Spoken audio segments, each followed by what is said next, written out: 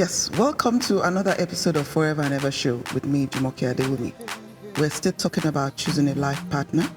And today I have with me two beautiful young ladies, Abigail, Emanuela, and Hannah. Welcome. Thank you. Thank you for coming on the show. I hope you're looking forward to this. Yeah, we are. You're ready? Definitely. Yeah. Ready? Ready to go. Fantastic. So, I thought we should have this conversation because obviously it is something that will be on your mind, I believe. And before I get right into it, I need to ask you so I don't make assumptions. Are you looking forward to getting married? Absolutely. Yeah, I am. Yeah, I would say so. Okay, so I'm not making a mistake. So, why are you not married yet? Those are the questions we'll be asked. You're beautiful, you're hardworking, you have fantastic jobs, you're serving the Lord. So, what are the challenges that young ladies face in getting married these days? Wow. That is a great question. Mm-hmm. I would say it is hard at times to come across someone you're compatible with, someone who aligns with your values. And sometimes it's just not going. Well, I'm in a long-term relationship myself, but obviously I have friends who are single, and obviously by biblical standards, I still am single.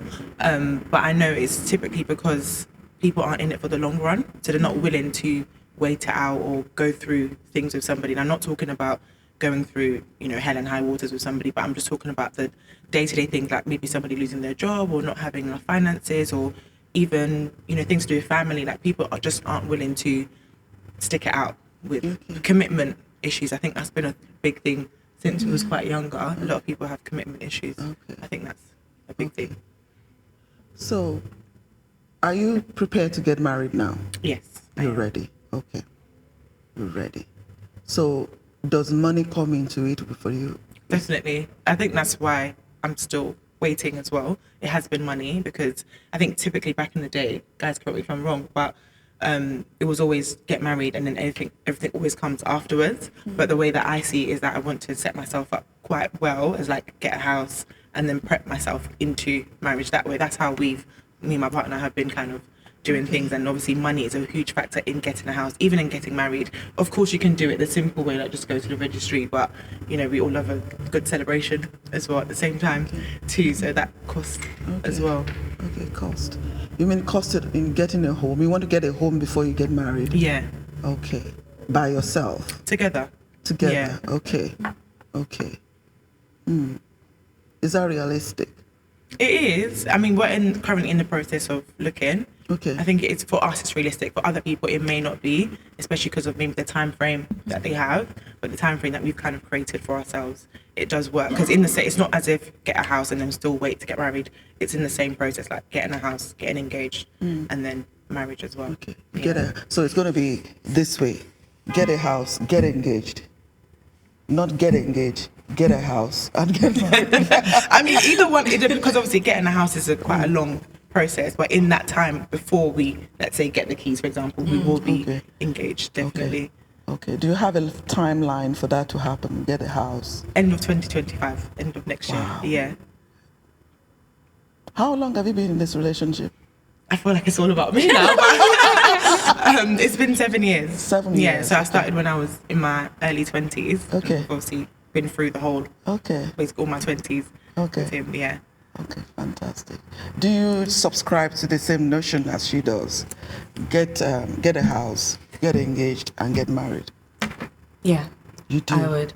The only reason why is because I've grown up knowing some couples that they get married and then they go and stay at their parents' home, or they stay in temporary accommodation trying to figure out things, and then now trying to get ready to find a home.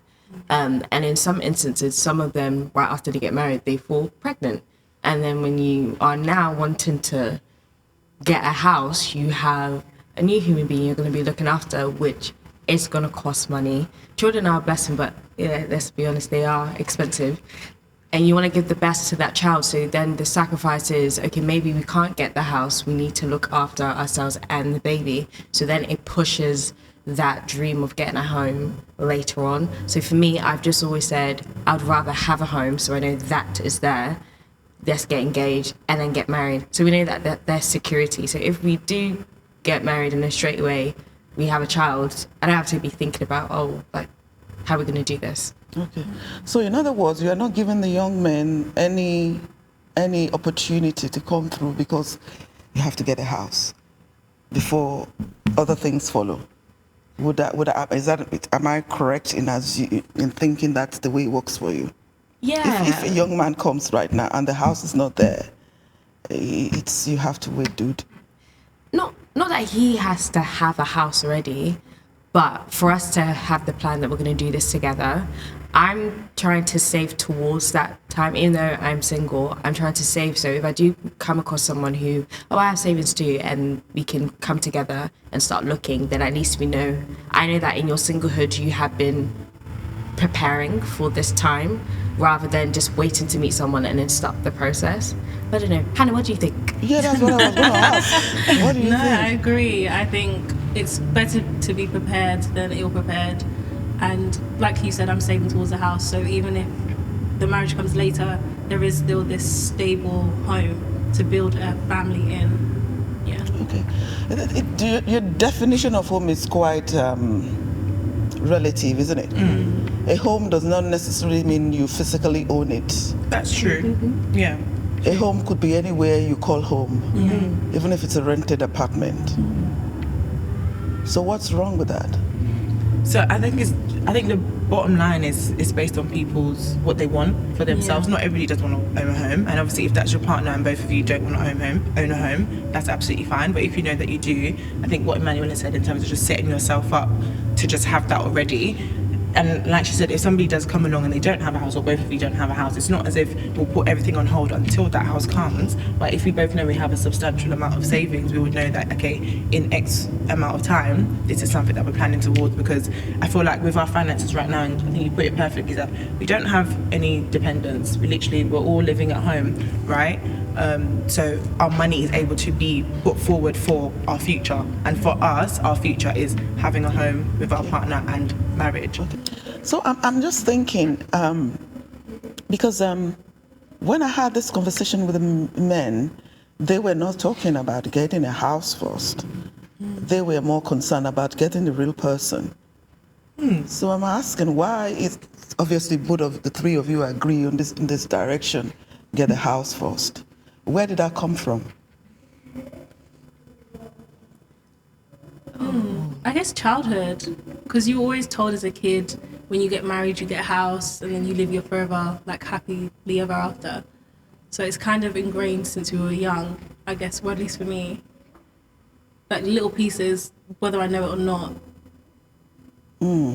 I think as well, in the generation that we're in, a lot of things have changed compared to when our parents were in relationships, or even just let's say 10 to 20 years ago. A lot of things have changed in terms of the property market, or things like that. It genuinely is really, really hard to get on that. So I think the perspective that we're coming from, correct me if I'm wrong, is that if we can do it now, why not? And why wait until when it's really, really hard, when children come into the picture, or when you've spent thousands of pounds on a wedding? I think the way we're reasoning it is that a lot of people are spending so much on their weddings, but why not spend that amount on the house? Because it's not that people don't have the money, it's about where they're choosing to spend the money. I think I would rather use the money that I have right now to invest in my future, which is my house, and get married legally and obviously in the eyes of God, but rather than going for a lavish wedding. If I can do both, amazing, but I know what funds I have, and God can obviously do the impossible, but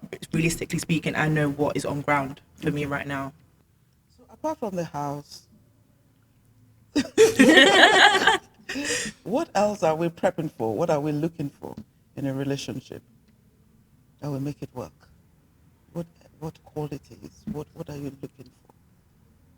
In a man or in the marriage? Yeah, in a man. I think for me, my main thing is a man who has a vision for his life. I think a lot of people, like grow up in various circumstances and they're like, you know, I know that this is where I want to go. And some, because they're stuck in survival mode, they don't really think past the day that they're in.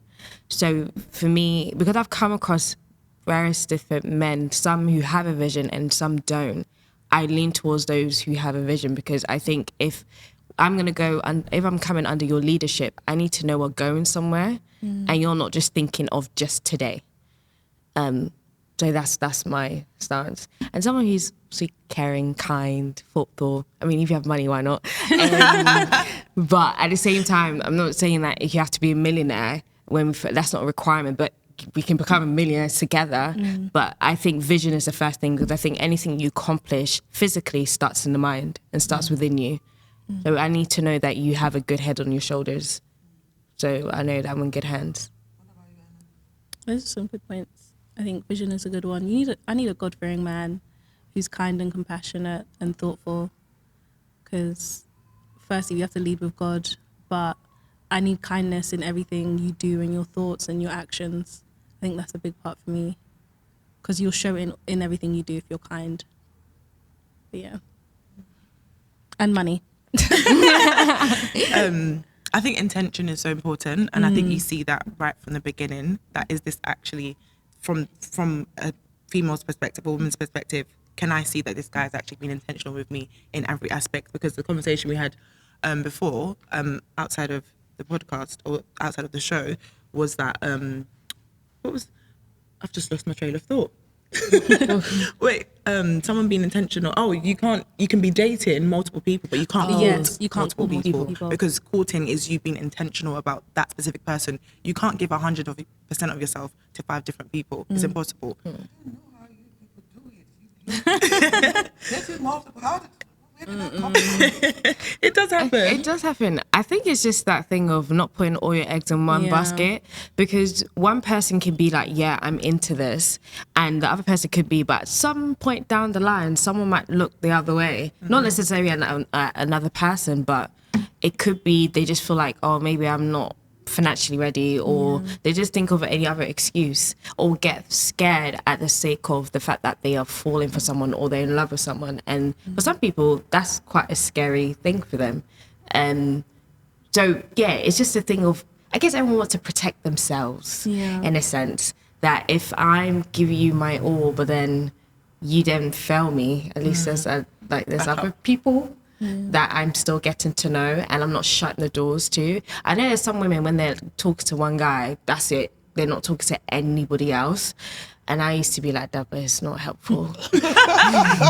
It's not helpful, because I then feel like, oh, I could have potentially gotten to meet X, Y, Z, but because I was so focused on you, and you're not the person I thought, or it didn't work out, we're back to square one. But then, has this multiple dating worked?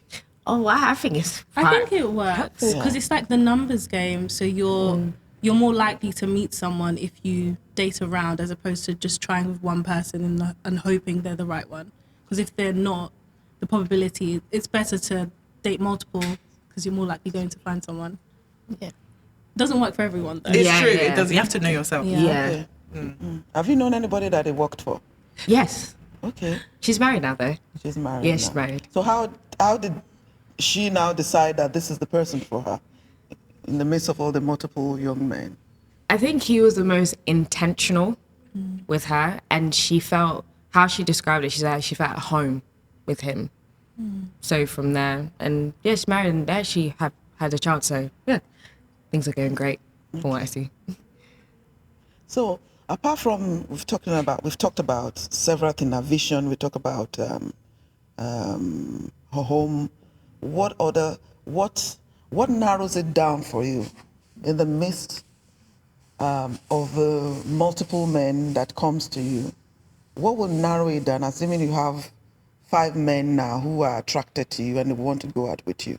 What would narrow it down to choose 1 or 2 of those men to date? Because it can be very expensive and tasking to be dating 5 men at the time, I would think. I guess expensive for them. Yeah, I'm not paying for anything. I'm not paying. I'm just arriving. You know, I mean, if you're But I asked guess to it's come out, time, So you though. don't go Dutch, You right? use a lot of oh no. yeah, no, But no, you use oh, a lot no. of your time. Yeah, time. No, Yeah. exactly. I think Time. connection. Okay. I feel like if there's some sort of chemistry, of course, I feel like that can be built over time. But I think from initial us talking, do I like spending time with you? Because I think you can be attracted to someone, but it doesn't mean that you flow, that there's compatibility, that you get on with each other. Like some people have different sense of humors. I might find something so funny, but oh, that's a bit, and I might not want to get on with that. So I think it just, for me, it's just how we get on with each other. I'm a friendly person, so I do get on with a lot of people, but at the same time, I'm able to narrow it down to, okay, do I actually see this carrying on? Like, how do I actually feel being around you if this was to continue? Yeah, that would say. Hannah, what do you think? I think their character is a big part. I was gonna say that. And I feel like it might take 1 or 2 dates and you really see someone's true character, not their pretense to you. Because a lot of people put on a front when they first meet you. Yeah, true. And once you kind of get past that front, you kind of see, is this the kind of person, I always say to myself, is this the kind of person I would want my best friend to marry? And if not, you're not the kind of person I should be dating. Because I want the best for my best friend and I want the best for me too. But it's easier to see it in someone else's like light. So that's the way I always try to imagine, like, are you good enough to like marry someone I hold so dear? If not, this, next person. Yeah, I think what Hannah said, character does speak a lot of volumes, and over time, naturally you would see whether people are telling the truth or not, or if they're putting on a facade. And I think you being friends with them as well, like, obviously, I know you said that you're quite friendly with lots of people, but there's a difference between being friendly and actually being friends with somebody, like actually having a relationship with them or a friendship with them. And I think on that basis, like, if you genuinely get along with this person and they have the other characteristics that you're looking for as well, so like the vision that we spoke about. And I think it's more so about, just based off my sister, I have an older sister, when she speaks to me about her dating experiences, she's always like, she feels like women don't ask enough questions. We allow men to ask all the questions, and then we're just sitting down and, you know, talking and stuff. But let the men talk. Let's hear what they have to say, because when they start talking, you start to realize that actually, are you speaking from sense, or are you just speaking from not so much sense as well? So I think just giving it time and kind of like leaning into what you want for yourself as a person. Does this person align with my own values and vision as well? And can I see a future with this person? In terms of vision, can you define what you mean by vision? Because sometimes those young men, hardworking, they have goals. They're just trying to figure it out themselves. That's true. So how do you define vision? Determination. Like, you just see an end goal, and whether that, you might not have it right now. So for example, your end goal might be, you see yourself be married, you have kids, you have a job that you like, and, you know, things like that. What are you doing right now to allow you to get to that vision? I think it's about now. You can, loads of people can say, men, women can say, oh, I want this for myself, I want that for myself. But what are you doing right now to actively achieve those goals? And how much do you want those goals to be achieved as well? So I think it's about what the person is doing in this moment. Because you can, as women as well, I feel like sometimes we ask for men to have certain characteristics, but we may not have them ourselves. I think it's also about knowing that, do I have this too? I can't just ask for something that I don't have myself either. So yeah. Fantastic. One thing I've noticed from you young ladies and other young ladies I've met in the past is that women are very driven. Is that correct? Yes. Yeah. Don't you think that can be very challenging for the young men to cope with? Agreed. No. I think for the wrong one. Yes. True. Everyone for the wrong one. Yeah, I The think right one would like that in you. 100%. From experience, usually the right one likes it about you and kind of encourages it as opposed to puts it down. The wrong one would be intimidated. I disagree a little bit. I think even the right one may still be somewhat I don't want to use the word intimidated, because I feel like it's quite a heavy word, but I think that the right person for you would still feel like, wow, this girl has so much vision and so much drive. Like, I want to be like her, or I aspire It to will challenge do. them. Yeah, it will challenge. I think that's the word. Yeah, It will positive. challenge them, and not they won't see it as like intimidation or like, oh my gosh, she's gonna achieve so much more, and I'm just gonna be down here. They will see it as like, do you know what? This is actually somebody that I can work with, that she would help. Because women are wise, you know, as much as men have the physical, you know, strength. Women, we have the actual intellect as well. So, you know, a wise woman builds up her home, and I think that if a man realizes that he's got a good woman with the sense to help him to build, and that has the drive, he will use that to his own advantage. Not in a negative way. I don't mean using it to his own advantage like that, but as in, if that's the person he wants to be with, he will use that drive in the woman to his advantage to say, do you know what, let's do this together, because as one person you can only go so far. When you have two people, you can go even further.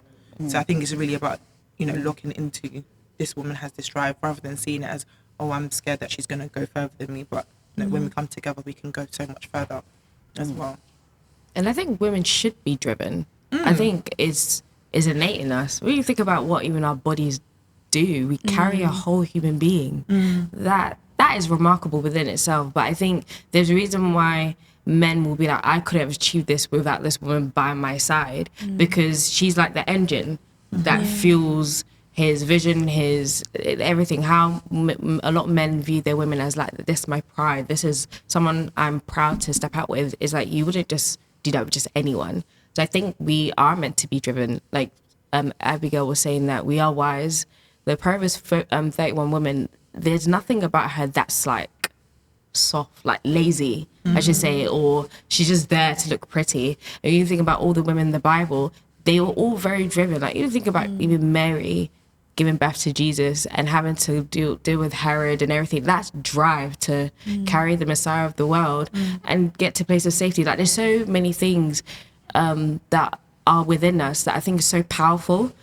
And I think, to Hannah's point, the right person, and Abigail's point, that they'll be challenged by it, not intimidated, not fearful. Like, and I feel like it's a great thing that we're like that. So I'm just thinking now, what can change the trajectory of your plan? What do you think can change it from get a house, get engaged, and get married? If something was to happen, like, I don't know, a death in the family, I think that could change things. Well, for me, it probably may change things because I'm one of the eldest, so I know financially I will be counted on to contribute quite a bit. And knowing the plans for my parents for when they pass away is going to be a bit of cost. So that's one thing I can think of. And of course, sadly, if we do part ways, but that's not the plan, of course. Because I know in those days, once you get engaged, you can't wait to get married. Yeah. I mean, you're counting down 2 days. But how comfortable is it to wait to get all those things, to acquire those things before you, to have that perfect situation? A lot of money in the bank. I'm safe. I'm secure. Is that realistic? I'd say no, because it doesn't happen that way for everybody. But I think it goes back to knowing yourself and knowing your partner and what it is you have on ground. You can't just, if you meet someone at 28, you both don't have any savings, and you say you want to get a house and then get engaged and get married. That's so unrealistic. Yeah. You have to understand your circumstances and know where you can go from there. Like I said, I've been in a relationship for 7 years. I feel like we've had the benefit of growing with each other to build that money, that finances together to get to that stage. We could have got married when we was younger. That's fine as well, but that just wasn't the choice that we wanted for ourselves. But I think now that we're older, meeting somebody way older, if you don't have the money on ground, you can't just pluck it from thin air. You know, you still have to build with that person. And I think that's the beauty of being in a relationship, is the ability to build and say, do you know what, we might not be able to do this now, but you know, in a couple of years' time, this is what we see for ourselves. And even just using myself for example, you know, let's say for instance, it's not possible for us to get a house, then we'll rethink our plans and, you know, kind of rejig what order we want to do things. But obviously the main priority is getting married at the end of the day. That is the ultimate goal for us. I know most of you come from Africa. The three of you come from an African background. Yeah. Do you think the traditional setup has a bearing on all this? on what you're saying, in the sense of you mentioned the fact that some of your friends, they get married, and the next thing you know, they have started having children. If you look at the other cultures, some of them do wait for a while when they get married and plan things, put things together. They just want to marry, they want to be together, and they get over that hurdle. They said, yeah, we'll wait before we start having children. Do you think that the African setup has something to do with the pressure? Absolutely. Oh, 100%. From the moment you're married, where's the kid? Kids, yeah. Where's the Where's the kid? grandkids? The constant questioning, and I guess some parents want bragging rights, like, yeah, my grandchild is coming, like, and I understand it's a happy thing, is happy, but the pressure is on to the point where some women, when it comes to fertility, it might not be the most like easiest thing, and also some things is very sensitive as well, and also some men are unable to as well. So it's one of the things, I think it's such a sensitive topic that with there's all this like, oh, when, it could just put people off completely. And I think we're probably one culture, I mean, I can only speak from the culture I'm from, but for us, it's too much.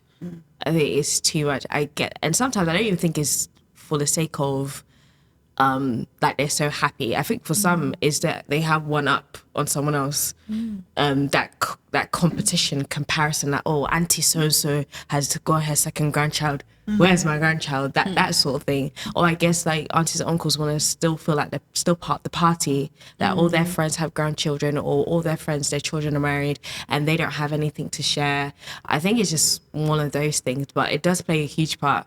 And I think for a lot of us, we probably know a couple that has gotten married due to pressure and are suffering the consequences of it. And I think because we've all witnessed that, we don't want that. So I think our generation is a lot more hard-headed of, no, don't want to suffer. Yeah, we don't want to suffer. So you know that my generation, we are bringing on the pressure too much. The pressure is too much on you to get married.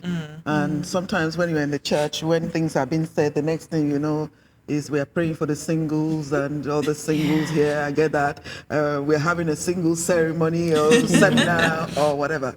I get that. I get that, the pressure, because sometimes my children tells me that I don't want to hear you, don't even go there. And we want to wait. But at the same time, what do you think about preparing for marriage? Because at the end of the day, when you're talking about singles day, singles time, it doesn't necessarily mean that you're required to get married now. But the fact that you're required to arm yourself with the necessary knowledge for you to hold on to when you get there, it won't be, you already more or less acquire those knowledge that you can actually apply. Not that you are actually there for now, you are now fumbling in the dark to find a solution to some things, A and B, that could actually be A, B, C. I do agree with getting the knowledge beforehand, like whether that's through books, premarital counselling and things like that. But I think, and guys, correct me if I'm wrong, but I think a lot of the focus is always on the women and us having the knowledge. Yes. You go to these events and there's two men. Literally, you know, why isn't there pressure on men to get married? Because ultimately, when we do get married, I'm the one that's bearing the child. So there's another pressure again on me, and to start having children. Exactly, and that changes. Obviously, it changes a guy's life, but it changes a woman's life so much, like in ways that some people can't even imagine. So I think there's a lot of pressure on the women compared to the men. And just back to Manuela's point that, you know, she gave an example of parents that want to have like bragging rights. Let's even say, for saying there are parents that genuinely do want more for their children. Of course they would. That's their child. They love them. But I think there's also ways to say it as well. And even as you mentioned with your children, it's also about respecting what they say as well. Like, if I'm not ready to have this conversation, I'm not ready. I'm more than happy to have it maybe another day or another time, things like that. And also having a relationship with your children as well would maybe soften the blow of asking these questions quite regularly. Because if you don't have a relationship with your mother or your father and they keep asking, when are you getting married, sometimes it's just to get you out of the house. Yeah. Just don't want you at home anymore. Just to get to your husband's house.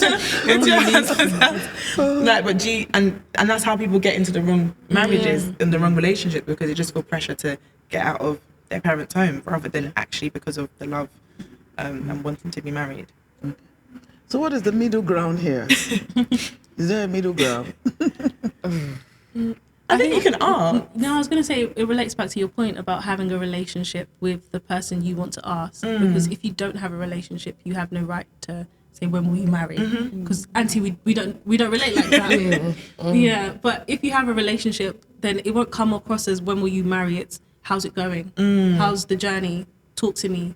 What's going wrong? How can I help? How can I pray? Let's get together. And like, it's more of a learning, and we're learning together. You're teaching me things, as opposed to you're asking me, when will you marry? Like, okay, bring a man. but even to add to that as well, I think another point, when they do ask how's it going, and you give them examples of how it's been with men, again, I'm just speaking from my sister's experience, it's always like, oh, but haven't you tried this? Why aren't you doing that? What? Okay, but what about the men? Like, it's the men. For obviously, It's and true. vice versa, men will say women are the problem, women will say men are the problem. We don't know the truth. Only God knows the truth at this Honestly, point. yeah. But for us as women, it's like the men are the ones that are not doing what they're supposed to do. Yeah. So where do we go from here? Crazy. Interesting. One of the things that somebody mentioned is the fact that when you're mature and you seem to have everything going for yourself, you're working hard, you have a good job, and you have men with good intentions approaching you.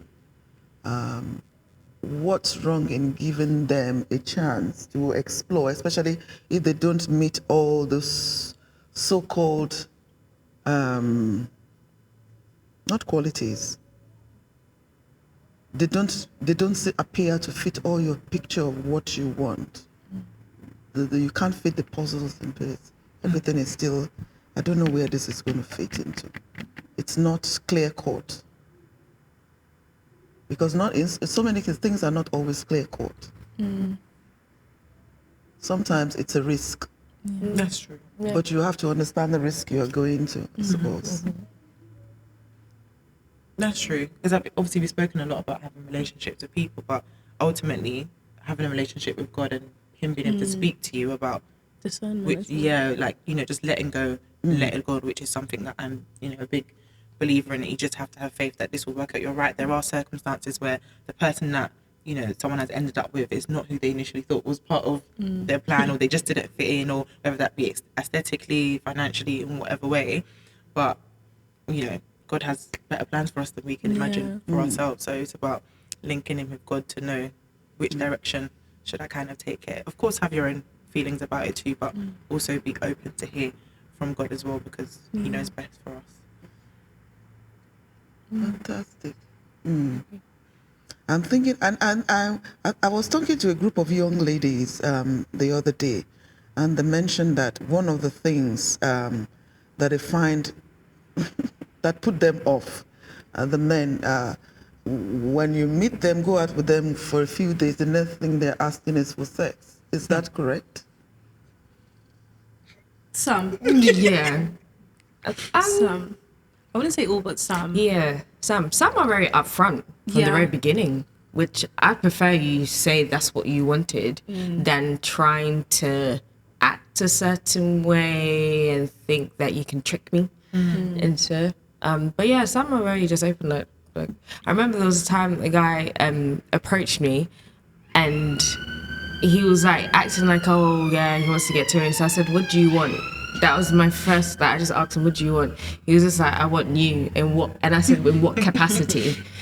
And he just kept, I think he was stunned that I asked that question. But then it turned out he wasn't looking for anything serious. He was just looking for a girl to go home with that night. And I was like, I'm not that babe, kind of thing. So I think also, like what Abby was saying, like ask questions. Yeah. Like really ask questions, because a lot of them, they play a game and just rely on the fact that a girl's not gonna ask. And if you're not very strong on your own boundaries, that okay, this is the commitment I've made, and I'm not steering away from it, then just little, sweet words here, some gifts there, some lovely stuff there. You might end up falling into something that you just did not think was gonna happen, because the guy hasn't planned. He's been doing this, so I think it's us women we are wise, but sometimes some need to activate it a bit more and just ask questions and just be ahead. And just, yeah. Will you marry for love or for convenience? Oh, for love. I want to marry for love. For love, of course. Yeah. Very much For love the love. girls. Yeah. I want to marry. We for love love. Yeah. Because I think convenience, we even talked about this earlier, just for me, it's the reality of it. Because when you marry for convenience, for example, there's no emotional connection. You're not friends. So just thinking of the everyday, day-to-day life, you come home and you're just with someone who's kind of like a stranger in a sense. Like, you know who they are, but there's nothing there. I might have just married you because you're a millionaire. So I know money-wise, I'm set. I can go anywhere, do anything. But what if I just wanted you to pray with me if there's an issue? I won't be able to speak to you about it freely because we know why we're both here. You're here to provide and I'm just here to fulfill duties or whatever reason. But I just think love is the best. I understand it's not enough. Well, that's something that is up to, people will agree that love is enough and some will say it's not enough. I do get that there's more to marriage and what makes a marriage than just love, but I think love should be the core of it all. Can I give an example though of how convenience can also display itself? And maybe I'm mixing the two, but convenience can also be maybe you've been with somebody for a little while and they don't meet all the criteria that you have, but they meet some of them, you're okay with them. That's what we classify as settling, right? Yeah. That for some people that can be a convenience because it's like, I don't see anybody else, I'm getting old. Yeah. Might as well. Let's just settle. Do you know what I mean? Yeah. So there's also that kind of convenience too. I And agree. really, it's not that they don't like the person, they don't love them, but that's just not their Person, yeah. What about those situations? I heard a lot of men do that. Yeah. Really? Like a lot of men, they get to a place where, a long time, they have not been serious. They've come across amazing women. Then the time that they are ready, because I saw a woman's TikTok about this, when the time they're ready, they look for the person who's in close proximity. Right. And they see like, oh yeah, she'll be a good wife, she'll be a good mother to my child, and that's it. But the person that they met 5 years ago is still there in their heart. Love their life. Yeah, honestly, they love their life, and I just said, God forbid that is any of our stories, because that is a guy settling. You just fit what he thinks will work for him now, for now, and that's Yeah. it. But he doesn't actually truly love you. So yeah, I think that's a perfect example of a convenience, and I think a lot of people fall into it. I think so too. Yeah. But the More thing than we is, think. is yeah. it convenient right now or convenient forever? That's what you have to question. Because if That's it's not true. going to be convenient forever, at some point they may look elsewhere or That is find true. someone That's elsewhere true. that fulfills another need or want. So That's true. with convenience, you have to be careful, I think. That's true. Yeah, that's a good point. But I guess some people just, try and stick it out to the end. Because love can grow. Absolutely. That's true. But not always.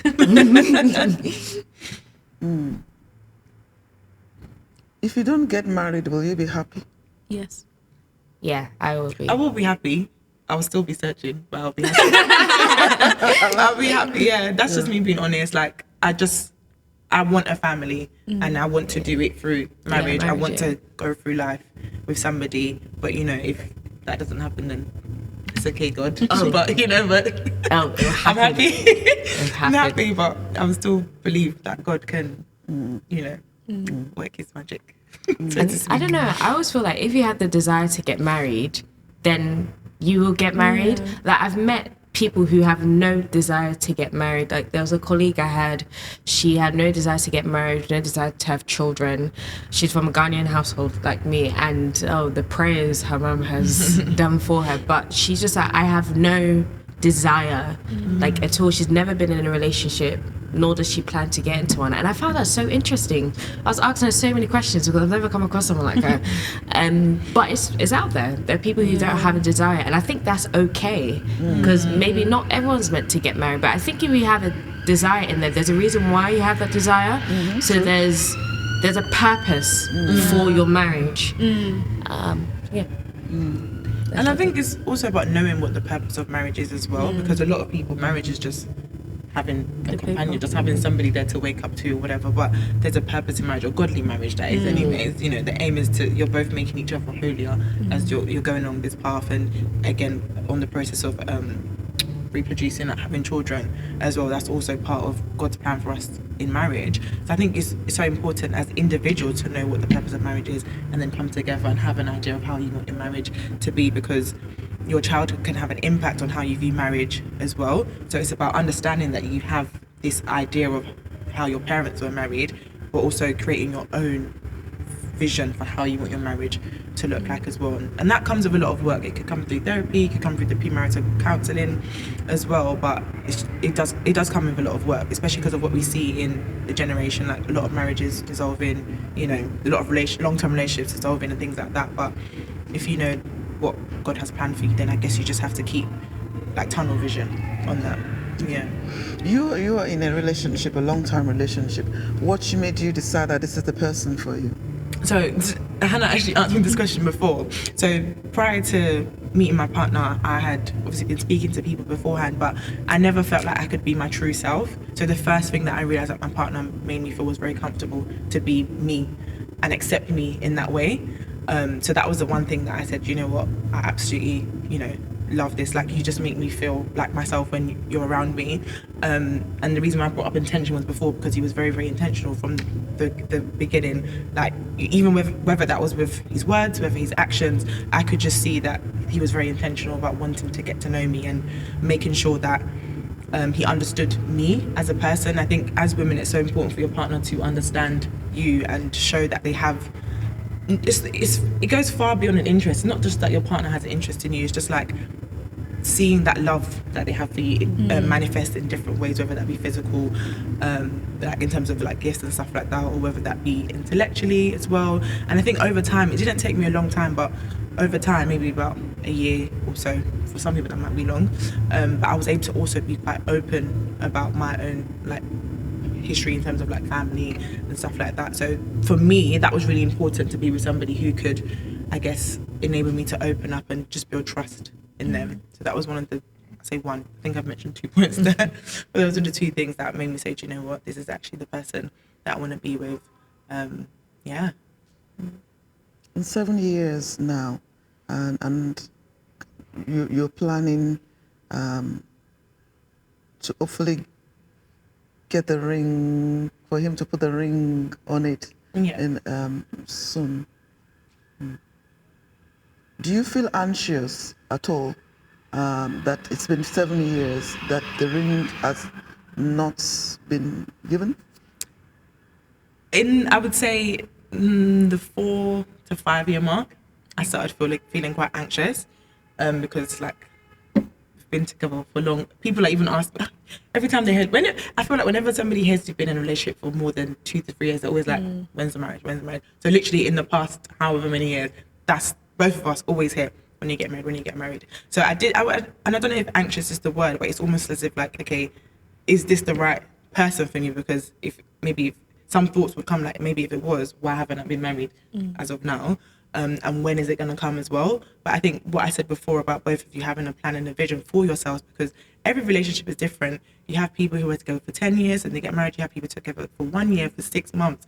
It's one or the other, and it's also about your relationship with your partner and knowing what works best for both of you. Because I don't know, if I had got married when I was younger, maybe I wasn't ready. Maybe I would have faced way more challenges. And of course, life comes with challenges anyway. So it's not to say that I won't have them as I grow older, but maybe if I got married earlier, it might not have been the right time for me too. And even now, any time that you get married, I don't know if things that happen in your life happen at the right time for you. It's just the time that it happens, and then you just, make it work as you kind of like go along. So yeah, to answer your question, I did feel anxious around that 4 to 5 year mark, especially getting into like your mid-20s. It's like, okay, let's get married, and also children as well, because as you reach 30, people say you try to have children before 30 as well. But yeah, I'm more content in knowing that, okay, this is the plan that we have for ourselves.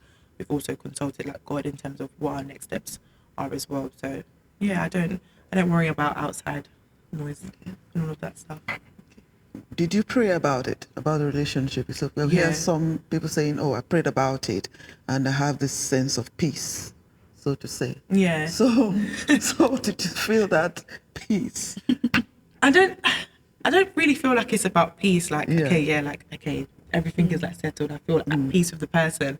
But I think it's more so about like having confirmation from God. So that for me, that confirmation from God was through like other people, like what they would say to me in terms of maybe this is the person for you, or like like family as well. Like I think confirmation can come through different ways, and it's about knowing how God speaks to you as well. Like one of the big things for me was ensuring that my family, like I want to have good in-laws basically.